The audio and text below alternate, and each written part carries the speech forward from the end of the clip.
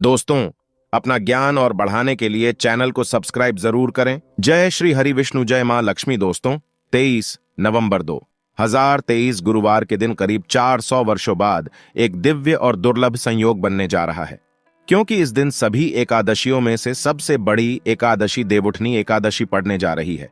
दोस्तों, ये एकादशी गुरुवार के दिन पड़ रही है, जिस वजह से इस दिन 3 बड़े योगों का निर्माण हो रहा है, जो कि है धन लक्ष्मी योग, अमृत सिद्ध योग और गजकेसरी योग। दोस्तों, इन 3 योगों के निर्माण की वजह से इस एकादशी पे भगवान विष्णु और मां लक्ष्मी की असीम कृपा बरसने वाली है। और अगर इस दिन आप चुपचाप किसी को बिना बताए तुलसी से जुड़ा ये टोटका कर लेते हैं तो आपकी सभी समस्याओं का हल संपूर्ण रूप से हो जाएगा।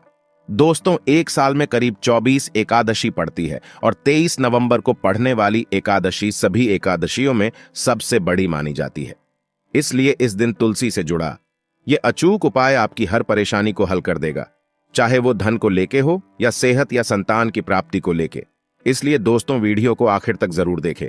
और दोस्तों, अगर आप भी अपने जीवन में भगवान श्री हरि विष्णु की कृपा पाना चाहते हैं तो इस वीडियो को लाइक करके कमेंट में जय श्री हरि जय मां लक्ष्मी लिखना ना भूले। दोस्तों, हर साल कार्तिक मास के शुक्ल पक्ष की एकादशी तिथि को देवउठनी एकादशी मनाई जाती है। देवउठनी एकादशी का दिन श्री हरि विष्णु को समर्पित है।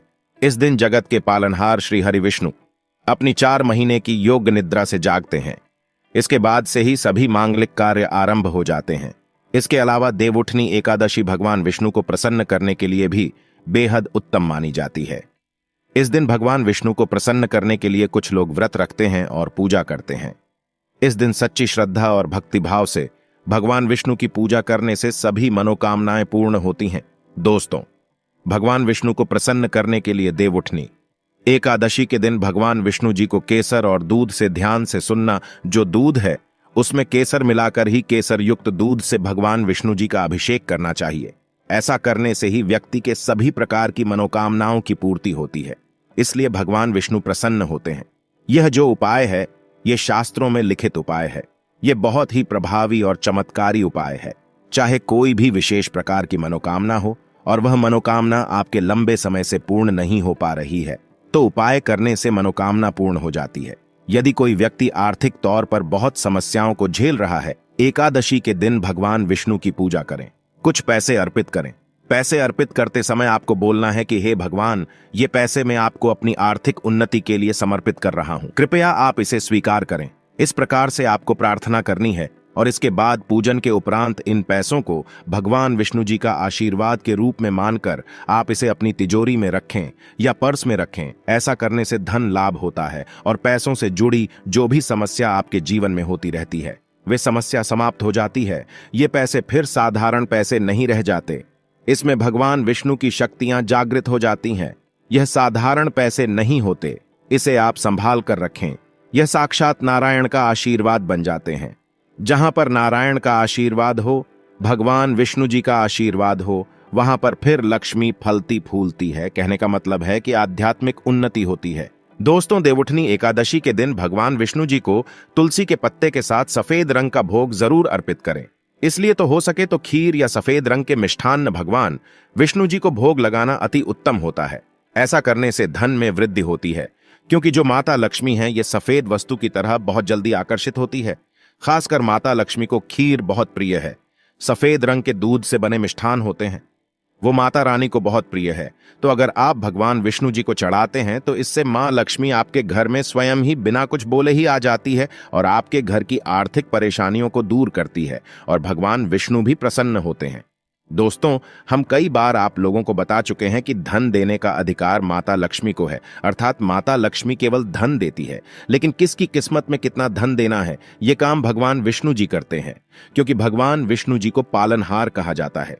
संसार के जितने भी जीव जंतु है, सबका पालन करने का दायित्व रखा है भगवान विष्णु जी ने। तो भगवान विष्णु जी किसके कर्मों में कितना धन देना है, ये निर्णय लेते हैं। इसलिए भगवान विष्णु को जितना ज्यादा हो सके देवउठनी एकादशी के दिन प्रसन्न करने का प्रयास करें। देवउठनी एकादशी के दिन घर के नजदीक बने जो मंदिर है, भगवान विष्णु जी का अगर कहा जाए तो इसे अति उत्तम कहते हैं, तो वहां पर भी आप नारियल और बादाम भगवान विष्णु जी के स्वरूप मान करके जो भी देवी देवता है उसे अर्पित कर दें। क्योंकि भगवान विष्णु जी ने स्वयं भगवत गीता में कहा है कि संसार में जितने भी देवी देवताओं की पूजा करते हैं वे सब मेरे ही स्वरूप हैं। इससे आपके रुके हुए भी जो भी कार्य हैं वे पूर्ण हो जाते हैं और उनका परिणाम आपको तत्काल मिलता है। जो आसपास के आपके मंदिर है वहां पर संध्या काल के समय में नारियल और बादाम जरूरत करना, बादाम की संख्या 5 रखना है। साथ ही वीडियो में आइए जानते हैं कि एकादशी में किन बातों का विशेष रूप से आपको ध्यान रखना है, आप सफल हो जाएंगे। सफलता प्राप्त करने के लिए कौन सी विशेष जानकारियां हैं और उपाय हैं, आइए जान लेते हैं। दोस्तों, देवउठनी एकादशी पर तुलसी विवाह अगर आप कराते हैं तथा अगर विष्णु जी का आप पूजन करते हैं तो विशेष रूप से कुछ आपको सावधानियां रखनी चाहिए, या फिर आप हो सके तो ये उपाय जरूर करना, ये सावधानी जरूर बरते। दोस्तों, तुलसी के पौधे के चारों तरफ आपको स्तंभ जरूर बनाना चाहिए, फिर तोरण जरूर सजाना चाहिए।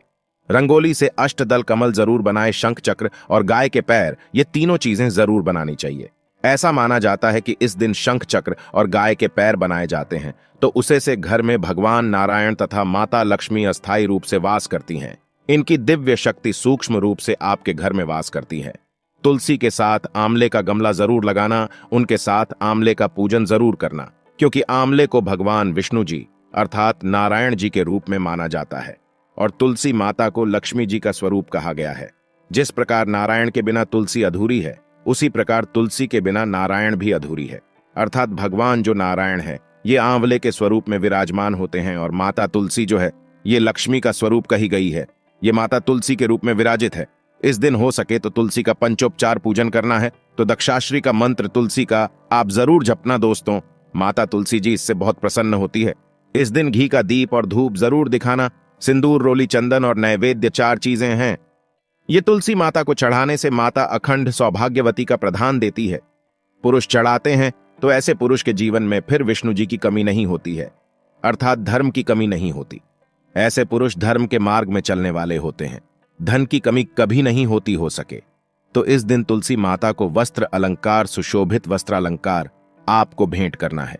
दोस्तों, लक्ष्मी जी का अष्टोत्तर या दामोदर अष्टोत्र, ये जो पाठ कहे गए हैं ये आपको जरूर करना चाहिए। तुलसी के चारों ओर दीपदान जरूर करें।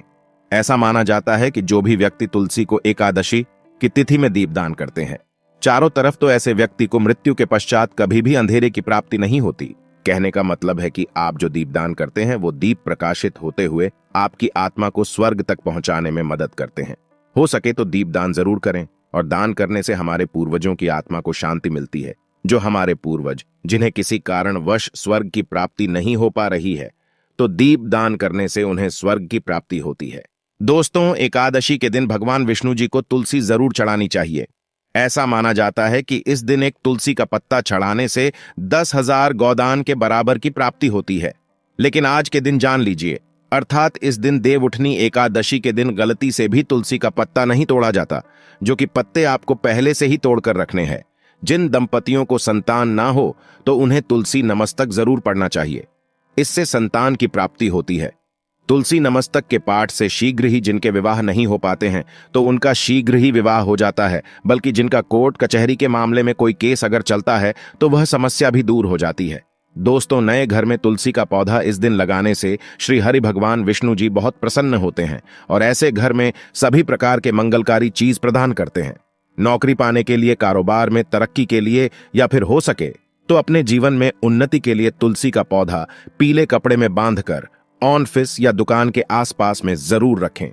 इससे आपको नौकरी में, कारोबार में भी प्रमोशन मिलेगा, आपको हर कार्य में तरक्की मिलेगी। आप अपने घर में भी यह कार्य कर सकते हैं। तो दोस्तों, ये थे तुलसी से जुड़े कुछ उपाय जो आपको इस एकादशी पर जरूर करने चाहिए। वही दोस्तों, इस दिन भगवान विष्णु को प्रसन्न करने के लिए यदि विशेष उपाय किए जाएं तो विशेष फल मिलता है और साधक की मनोकामनाएं पूरी हो सकती हैं। ये उपाय इस प्रकार हैं। देवउठनी एकादशी की शाम तुलसी के पौधे के सामने गाय के घी का दीपक लगाएं और ओम वासुदेवाय नम मंत्र बोलते हुए तुलसी की 11 परिक्रमा करें। इस उपाय से घर में सुख शांति बनी रहती है और किसी भी प्रकार का कोई संकट नहीं आता। एकादशी पर ब्रह्म मुहूर्त में उठकर किसी पवित्र नदी में स्नान करें तो जीवन के सभी सुख प्राप्त होते हैं। इसके बाद विधिपूर्वक गायत्री मंत्र का जाप करना चाहिए। स्त्रियों के लिए यह स्नान उनके पति की लंबी उम्र और अच्छा स्वास्थ्य देने वाला माना गया है। यदि आप धन की इच्छा रखते हैं तो एकादशी पर समीप स्थित किसी विष्णु मंदिर जाएं और भगवान विष्णु को सफेद मिठाई या खीर का भोग लगाएं। इसमें तुलसी के पत्ते अवश्य ढालें। इससे भगवान विष्णु जल्दी ही प्रसन्न हो जाते हैं। एकादशी पर एक नारियल व थोड़े बादाम भगवान विष्णु के मंदिर में चढ़ाएं। यह उपाय करने से आपको जीवन के सभी सुख प्राप्त हो सकते हैं और अटके कार्य भी बन सकते हैं। एकादशी पर भगवान श्री विष्णु का केसर मिश्रित दूध से अभिषेक करें। यह करने से भगवान विष्णु के साथ माता लक्ष्मी भी प्रसन्न होती हैं और साधक की हर मनोकामना पूरी कर सकती है। भगवान श्री विष्णु को पीतांबरधारी भी कहते हैं, जिसका अर्थ है पीले रंग के वस्त्र धारण करने वाला। एकादशी के दिन आप पीले रंग के कपड़े, पीले फल व पीला अनाज पहले भगवान विष्णु को अर्पण करें। इसके बाद ये सभी वस्तुएं गरीबों व जरूरतमंदों में दान कर दें। ऐसा करने से भगवान विष्णु की कृपा आप पर बनी रहेगी। यदि आप निरंतर कर्ज में फंसते जा रहे हैं तो एकादशी पर समीप स्थित किसी पीपल के वृक्ष पर पानी चढ़ाएं और शाम के समय दीपक लगाएं। पीपल में भी भगवान विष्णु का ही वास माना गया है। इस उपाय से जल्दी ही आप कर्ज मुक्त हो सकते हैं। इस दिन दक्षिणावर्ती शंख में जल भरकर भगवान श्री विष्णु का अभिषेक करें। इस उपाय से भगवान विष्णु और मां लक्ष्मी दोनों प्रसन्न होते हैं। धन की कामना रखने वाले साधक एकादशी के दिन नीचे लिखे मंत्र का 5 माला जाप करें। ओम ह्लीं ऐं क्लीं श्री। एकादशी के दूसरे दिन किसी ब्राह्मण को भोजन करवाकर उसे दक्षिणा वस्त्र आदि भेंट स्वरूप प्रदान करें। इससे आपको लाभ हो सकता है। एकादशी पर भगवान विष्णु की पूजा करें और पूजा करते समय कुछ पैसे विष्णु भगवान की मूर्ति या तस्वीर के समीप रख दें। पूजन करने के बाद यह पैसे फिर से अपने पर्स में रख लें। इससे धन लाभ होने की संभावना बन सकती है। काफी कोशिशों के बाद भी यदि आमदनी नहीं बढ़ रही है या नौकरी में प्रमोशन नहीं हो रहा है तो एकादशी पर 7 कन्याओं को घर बुलाकर भोजन कराएं। भोजन में खीर अवश्य होना चाहिए। कुछ ही दिनों में आपकी कामना पूरी हो सकती है। तो दोस्तों, ये थे कुछ उपाय जो कि इसके दिन आपको जरूर करने चाहिए। और आइए अब आपको सुनाते हैं देवउठनी एकादशी की व्रत कथा, जिसको सुनने मात्र से आपके सभी दुखों का नाश हो जाएगा। एक राजा के राज्य में सभी लोग एकादशी का व्रत रखते थे। प्रजा तथा नौकर चाकरों से लेकर पशुओं तक को एकादशी के दिन अन्न नहीं दिया जाता था। एक दिन किसी दूसरे राज्य का एक व्यक्ति राजा के पास आकर बोला, महाराज कृपा करके मुझे नौकरी पर रख लें। तब राजा ने उसके सामने एक शर्त रखी कि ठीक है, रख लेते हैं, किंतु रोज तो तुम्हें खाने को सब कुछ मिलेगा, पर एकादशी को अन्न नहीं मिलेगा। उस व्यक्ति ने उस समय हां कर ली, पर एकादशी के दिन जब उसे फलाहार का सामान दिया गया तो वह राजा के सामने जाकर गिड़गिड़ाने लगा, महाराज इससे मेरा पेट नहीं भरेगा, मैं भूखा ही मर जाऊंगा, मुझे अन्न दे दो। राजा ने उसे शर्त की बात याद दिलाई, पर वह अन्न छोड़ने को राजी नहीं हुआ। तब राजा ने उसे आटा, दाल, चावल आदि दिए। वह नित्य की तरह नदी पर पहुंचा और स्नान कर भोजन पकाने लगा। जब भोजन बन गया तो वह भगवान को बुलाने लगा, आओ भगवान, भोजन तैयार है। उसके बुलाने पर पीतांबर धारण किए भगवान चतुर्भुज रूप में आ पहुंचे तथा प्रेम से उसके साथ भोजन करने लगे। भोजनादि करके भगवान अंतर्धान हो गए तथा वह अपने काम पर चला गया। 15 दिन बाद अगली एकादशी को वह राजा से कहने लगा कि महाराज मुझे दुगुना सामान दीजिए। उस दिन तो मैं भूखा ही रह गया। राजा ने कारण पूछा तो उसने बताया कि हमारे साथ भगवान भी खाते हैं, इसीलिए हम दोनों के लिए यह सामान पूरा नहीं होता। यह सुनकर राजा को बड़ा आश्चर्य हुआ। वह बोला, मैं नहीं मान सकता कि भगवान तुम्हारे साथ खाते हैं। मैं तो इतना व्रत रखता हूं, पूजा करता हूं, पर भगवान ने मुझे कभी दर्शन नहीं दिए। राजा की बात सुनकर वह बोला, महाराज यदि विश्वास ना हो तो साथ चलकर देख लें। राजा एक पेड़ के पीछे छिपकर बैठ गया। उस व्यक्ति ने भोजन बनाया तथा भगवान को शाम तक पुकारता रहा, परंतु भगवान न आए। अंत में उसने कहा, हे भगवान, यदि आप नहीं आए तो मैं नदी में कूदकर प्राण त्याग दूंगा। लेकिन भगवान नहीं आए। तब वह प्राण त्यागने के उद्देश्य से नदी की तरफ बढ़ा। प्राण त्यागने का उसका दृढ़ इरादा जान शीघ्र ही भगवान ने प्रकट होकर उसे रोक लिया और साथ बैठकर भोजन करने लगे। खा पीकर वे उसे अपने विमान में बिठाकर अपने धाम ले गए। यह देख राजा ने सोचा कि व्रत उपवास से तब तक कोई फायदा नहीं होता जब तक मन शुद्ध न हो। इससे राजा को ज्ञान मिला। वह भी मन से व्रत उपवास करने लगा और अंत में स्वर्ग को प्राप्त हुआ। देव प्रबोधिनी एकादशी की दूसरी व्रत कथा। एक राजा था, उसके राज्य में प्रजा सुखी थी। एकादशी को कोई भी अन्न नहीं बेचता था, सभी फलाहार करते थे। एक बार भगवान ने राजा की परीक्षा लेनी चाहिए। भगवान ने एक सुंदरी का रूप धारण किया तथा सड़क पर बैठ गए। तभी राजा उधर से निकला और सुंदरी को देख चकित रह गया। उसने पूछा, हे सुंदरी, तुम कौन हो और इस तरह यहां क्यों बैठी हो? तब सुंदर स्त्री बने भगवान बोले, मैं निराश्रिता हूं, नगर में मेरा कोई जाना पहचाना नहीं है, किससे सहायता मांगू? राजा उसके रूप पर मोहित हो गया था। वह बोला, तुम मेरे महल में चलकर मेरी रानी बनकर रहो। सुंदरी बोली, मैं तुम्हारी बात मानूंगी, पर तुम्हें राज्य का अधिकार मुझे सौंपना होगा। राज्य पर मेरा पूर्ण अधिकार होगा। मैं जो भी बनाऊंगी तुम्हें खाना होगा। राजा उसके रूप पर मोहित था, अतः उसने उसकी सभी शर्तें स्वीकार कर लीं। अगले दिन एकादशी थी। रानी ने हुक्म दिया कि बाजारों में अन्य दिनों की तरह अन्न बेचा जाए। उसने घर में मांस मछली आदि पकवाए तथा परोसकर राजा से खाने के लिए कहा। यह देखकर राजा बोला, रानी, आज एकादशी है, मैं तो केवल फलाहार ही करूंगा। तब रानी ने शर्त की याद दिलाई और बोली, या तो खाना खाओ, नहीं तो मैं बढ़े राजकुमार का सिर काट लूंगी। राजा ने अपनी स्थिति बड़ी रानी से कही तो बड़ी रानी बोली, महाराज, धर्म न छोड़े बड़े, राजकुमार का सिर दे दें, पुत्र तो फिर मिल जाएगा, पर धर्म नहीं मिलेगा। इसी दौरान बड़ा राजकुमार खेल कर आ गया। मां की आंखों में आंसू देखकर वह रोने का कारण पूछने लगा, तो मां ने उसे सारी वस्तुस्थिति बता दी। तब वह बोला, मैं सिर देने के लिए तैयार हूं, पिताजी के धर्म की रक्षा होगी, जरूर होगी। राजा दुखी मन से राजकुमार का सिर देने को तैयार हुआ तो रानी के रूप से भगवान विष्णु ने प्रकट होकर असली बात बताई। राजन, तुम इस कठिन परीक्षा में पास हुए। भगवान ने प्रसन्न मन से राजा से वर मांगने को कहा तो राजा बोला, आपका दिया सब कुछ है, हमारा उद्धार करें।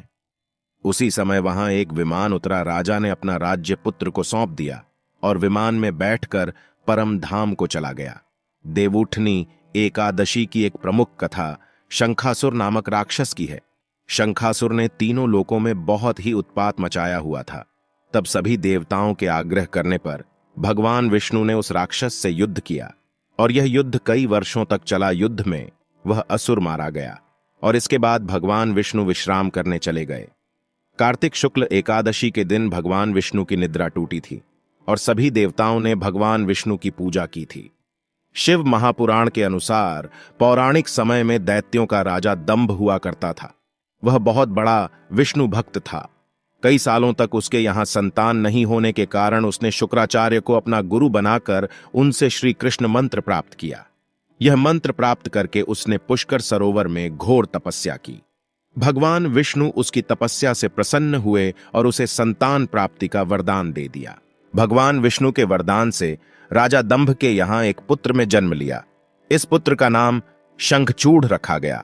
बड़ा होकर शंखचूड़ ने ब्रह्मा जी को प्रसन्न करने के लिए पुष्कर में घोर तपस्या की। उसकी तपस्या से प्रसन्न होकर ब्रह्मा जी ने उसे वरदान मांगने को कहा। तब शंखचूड़ ने वरदान मांगा कि वह हमेशा अजर अमर रहे, वह कोई भी देवता उसे नहीं मार पाए। ब्रह्मा जी ने उसे यह वरदान दे दिया और कहा कि वह बद्रीवन जाकर धर्मध्वज की पुत्री तुलसी जो तपस्या कर रही है उससे विवाह कर लें। शंखचूड़ ने वैसा ही किया और तुलसी के साथ विवाह के बाद सुखपूर्वक रहने लगा। उसने अपने बल से देवताओं, असुरों, दानवों, राक्षसों, गंधर्वों, नागों, किन्नरों, मनुष्यों तथा त्रिलोकी के सभी प्राणियों पर विजय प्राप्त कर ली। वह भगवान श्री कृष्ण का परम भक्त था। शंखचूड़ के अत्याचारों से सभी देवता परेशान होकर ब्रह्मा जी के पास गए और ब्रह्मा जी उन्हें भगवान विष्णु के पास ले गए। भगवान विष्णु ने कहा कि शंखचूड़ की मृत्यु भगवान शिव के त्रिशूल से ही होगी, अतः आप उनके पास जाएं। भगवान शिव ने चित्ररथ नामक गण को अपना दूत बनाकर शंखचूड़ के पास भेजा। चित्ररथ ने शंखचूड़ को समझाया कि वह देवताओं को उनका राज्य लौटा दे, परंतु शंखचूड़ ने मना कर दिया और कहा कि वह महेश्वर से युद्ध करना चाहता है। भगवान शिव को जब यह बात पता चली तो वे युद्ध के लिए अपनी सेना लेकर निकल पड़े। इस तरह देवता और दानवों में घमासान युद्ध हुआ, परंतु ब्रह्मा जी के वरदान के कारण शंखचूड़ को देवता नहीं हरा पाए। भगवान शिव ने शंखचूड़ का वध करने के लिए जैसे ही अपना त्रिशूल उठाया, तभी आकाशवाणी हुई कि जब तक शंखचूड़ के हाथ में श्रीहरि का कवच है और इसकी पत्नी का सतीत्व अखंडित है, तब तक इसका वध असंभव है। आकाशवाणी सुनकर भगवान विष्णु वृद्ध ब्राह्मण का रूप धारण कर शंखचूड़ के पास गए और उससे श्रीहरि कवच दान में मांग लिया। शंखचूड़ ने वह कवच बिना किसी संकोच के दान कर दिया। इसके बाद भगवान विष्णु शंखचूड़ का रूप बनाकर तुलसी के पास गए शंखचूड़ रूपी भगवान विष्णु ने तुलसी के महल के द्वार पर जाकर अपनी विजय होने की सूचना दी। यह सुनकर तुलसी बहुत प्रसन्न हुई और पतिरूप में आए भगवान का पूजन किया, व्रमण किया। ऐसा करते ही तुलसी का सतीत्व खंडित हो गया और भगवान शिव ने युद्ध में अपने त्रिशूल से शंखचूड़ का वध कर दिया। तब तुलसी को पता चला कि वे उनके पति नहीं हैं, बल्कि वे तो भगवान विष्णु है। क्रोध में आकर तुलसी ने कहा कि आपने छलपूर्वक मेरा धर्म भ्रष्ट किया है और मेरे पति को मार डाला, अतः मैं आपको श्राप देती हूं कि आप पाषाण होकर धरती पर रहे। तब भगवान विष्णु ने कहा, देवी, तुम मेरे लिए भारतवर्ष में रहकर बहुत दिनों तक तपस्या कर चुकी हो। तुम्हारा यह शरीर नदी रूप में बदलकर गंडकी नामक नदी के रूप में प्रसिद्ध होगा। तुम पुष्पों में श्रेष्ठ तुलसी का वृक्ष बन जाओगी और सदा मेरे साथ रहोगी। तुम्हारे श्राप को सत्य करने के लिए मैं पाषाण बनकर रहूंगा। गंडकी नदी के तट पर मेरा वास होगा। देव प्रबोधिनी एकादशी के दिन भगवान शालिग्राम व तुलसी का विवाह संपन्न कर मांगलिक कार्यों का प्रारंभ किया जाता है। हिंदू धर्म मान्यता के अनुसार इस दिन तुलसी शालिग्राम विवाह करने से अपार पुण्य प्राप्त होता है। जय माता लक्ष्मी। धन्यवाद।